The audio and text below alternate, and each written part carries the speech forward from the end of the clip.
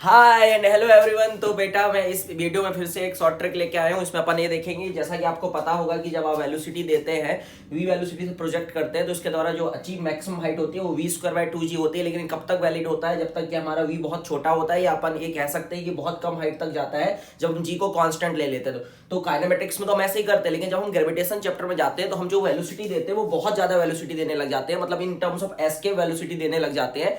अगर एस्केप से कम देना है, लेकिन क्योंकि अगर एस्केप दे दोगे तो फिर तो वो ग्रेविटेशनल पुल से बाहर चला जाएगा, मतलब h इंफिनिटी आ जाएगा।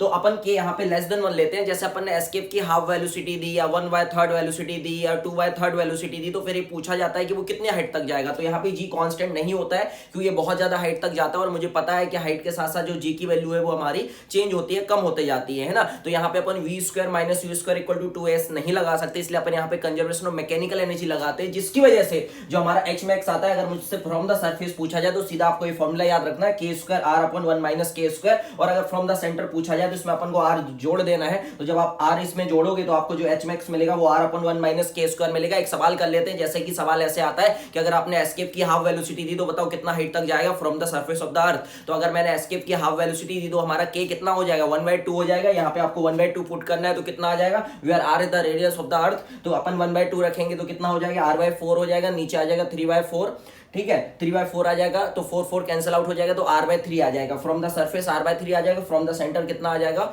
r/3 प्लस r आ जाएगा। मतलब यहाँ पे आप जब k की वैल्यू 1/2 पुट करेंगे तो 4r/3 आ जाएगा। ऐसे ही अगर आपने एस्केप का 1/3 दिया तो आप मुझे कमेंट में बताइए कि कितनी हाइट तक जाएगा from the surface of the अर्थ। चलिए मिलते हैं कभी किसी और दिन किसी नए वीडियो के साथ।